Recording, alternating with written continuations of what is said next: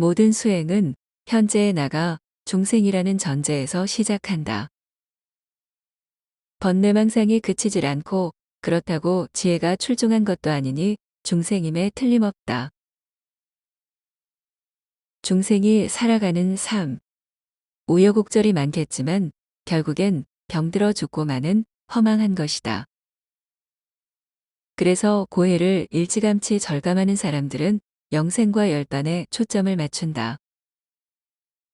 대부분은 종교적 믿음을 통해 쉽게 얻으려 하지만 철학적 식견을 갖춘 사람들은 스스로 그것을 성취하려 한다. 고자의 사람들을 가리켜 수행자라 한다. 어떤 수행이 되었든 대칭을 깨고 자유로워지는 쪽으로 방향을 잡고 있다. 그런데 중생을 전제로 한 출발은 그 자체로 매우 대칭적이다. 중생과 붓다로 가르고 시작하지 않는가. 자신의 현재 모습을 진솔하고 겸손하게 받아들이는 자세는 좋다. 하지만 수행에 임해서는 중생과 붓다의 이분법적 생각을 버려야 한다. 그래서 중생에서 붓다의 구조보다는 3차원 붓다에서 5차원 붓다가 낫다. 그런데 여기서 붓다라는 말 자체에도 대칭성이 배어 있다. 깨달은 자라고 하면 깨닫지 못한 자가 함께 따라오니 말이다. 그래서 붓다라는 말보다는 그냥 실존으로 놓는 편이 낫다. 수행이란 실존인 당신이 실존의 원래 모습을 찾아가는 과정으로 정리하면 된다. 혹자는 그런 식으로 자신을 높이면 하심이 되질 않아 오히려 수행에 지장이 될 수 있다고 반문할 수 있다. 물론 하심도 중요하다. 하지만 그것보다 우선되는 것이 대칭을 깨는 일이다. 중생으로 전제를 깔면 고해에서 탈출해 영생과 열반을 쟁취하려는 대칭의 족쇄가 강하게 작동한다. 아무리 수행해도 이런 거대한 대칭의 틀 안에서는 있는 그대로의 실상을 조성하기 어렵다. 그래서 나를 3차원의 여행온 실존 정도로 놓는 것이 좋다. 5차원으로 돌아가는 길을 깜빡 잊어서 잠시 헤매는 중이다. 원래 실존이기에 조금만 정진하면 그 길을 어렵지 않게 찾을 수 있다. 불교는 과학이 발달할수록 토대가 강화된다. 나를 실존으로 놓아야 하는 당위성에 대해 현대 물리학은 정확히 일러주고 있다. 우주의 가장 근간이 되는 물리 법칙은 무엇일까? 뉴턴의 중력의 법칙일까? 아니면 아인슈타인의 특수일반 상대성이론일까? 그것도 아니면 소립자의 세계에서 펼쳐지는 불확정성의 원리일까? 현재까지 나온 모든 물리 이론들은 모자이크의 조각 같은 것이다. 하나의 이론으론 물리 현상을 제대로 설명할 수 없다. 그래서 어떤 조건에 따라 이론의 적용을 달리하기도 하고 몇 개를 합쳐서 설명하기도 한다. 이런 미진함 때문에 과학자들은 좀 더 단순한 모델로 우주를 설명하기를 원한다. 이것이 꿈의 통일장 이론이다. 물론 오늘날 진행되는 통일장 이론은 소립자의 세계에서 표준 모형을 구하는 것으로 진행된다. 하지만 그것만 가지고 거시세계까지 포함하는 우주 전체를 명쾌하게 설명할 수 없다. 우리는 보다 쉽고 명료한 이론이 필요하다. 그 해답은 놀랍게도 시다르타의 탄생 설화인 천상천하 유아독존에 있다.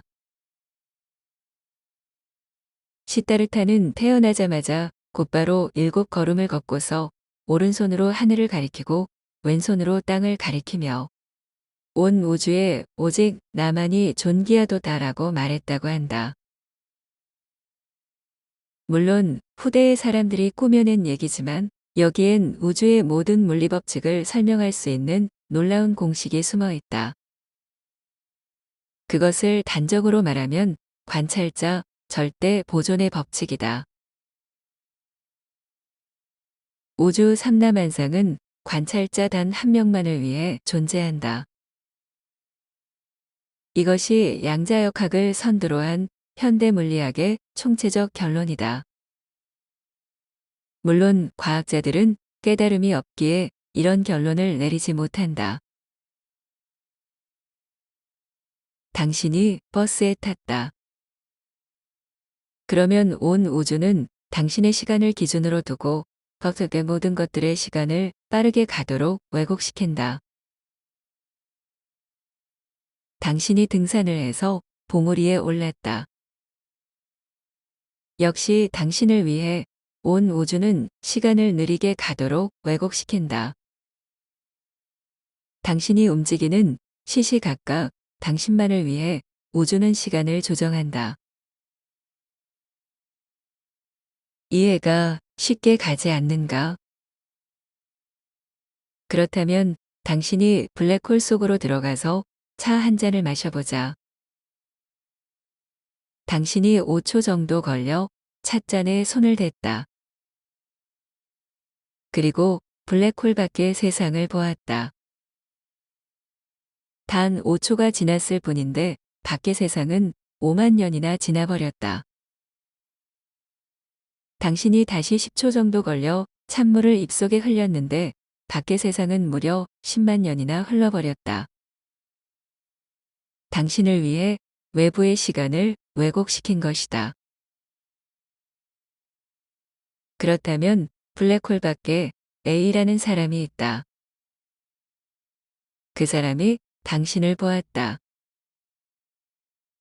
A의 입장에서 보면 당신은 15만 년 동안 차 한 잔을 마시고 있는 셈이 된다. 블랙홀 밖의 A를 위해 당신의 시간을 왜곡시킨 것이다. 즉, 관찰자를 위해 피관찰자의 시간을 상호 왜곡시키는 것, 이것이 상대성 이론이다. 비단 시간에만 국한되는 것이 아니다. 공간 또한 당신만을 위한 장을 언제나 준비한다.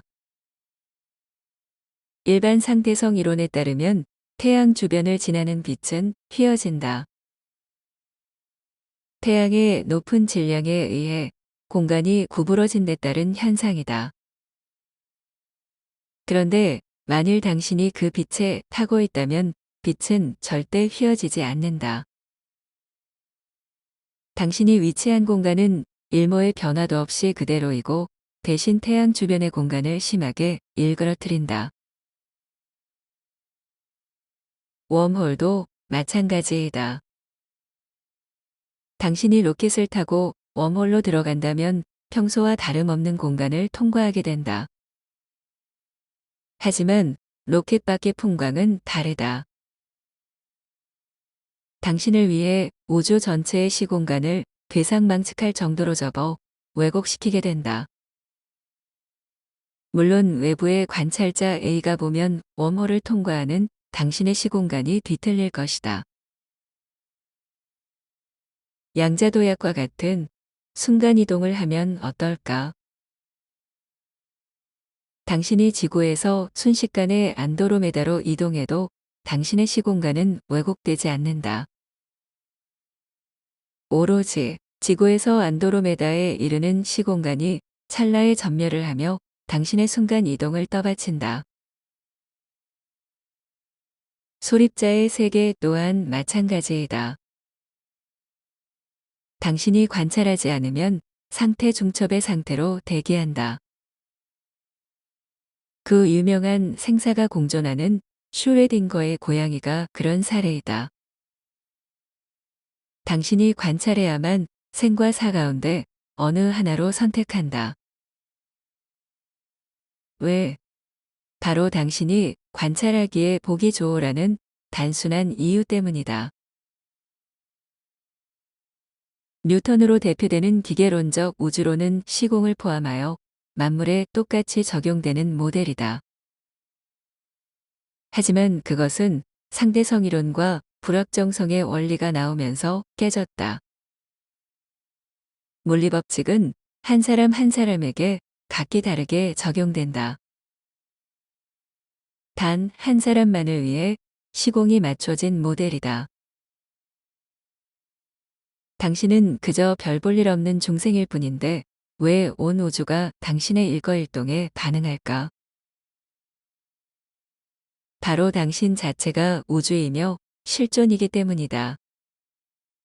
삼라만상 그 자체인 것이다. 그래서 당신의 숨결 하나에도 우주는 민감하게 반응한다. 조물주인 당신은 시간과 공간을 관찰 도구로 삼고 상태 결정을 통해 대상의 일부를 실감나게 감상하게 된다. 이것이 관찰자, 절대 보존의 법칙이다. 관찰자 단 한 명만을 위해 우주는 존재한다.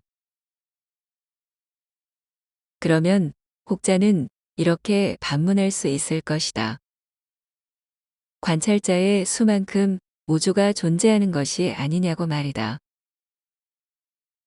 가령 인류가 70억 명이면 그에 딱 맞춰진 70억 개의 우주가 있지 않겠냐는 의문이다. 더 확대하면 생명체의 수만큼 우주가 조각조각 나뉠 것이다. 그런데 우주는 단 한 개만 존재한다. 왜냐하면 당신 홀로 천상천하에 유아독존하기 때문이다. 이렇게 말하면 심하게 모순되었다고 생각할 것이다. 지금 눈앞에 있는 사람들은 도대체 뭐냐고 따질 수 있겠다. 물론 상대계에서 보면 관찰자의 수만큼 우주가 존재하는 것처럼 보인다. 하지만 그건 분별이 만든 허상이다. 실존에서 보면 단 하나의 우주만 존재한다. 바로 당신의 우주이다. 그래서 당신의 눈에 다른 사람의 우주가 보이면 당신은 분별로서 외계를 보고 있는 것이다. 깨닫지 못했다는 말이다. 천상천하이와 독존은 모순된 것 같지만 가장 완벽한 깨달음의 오도송이다.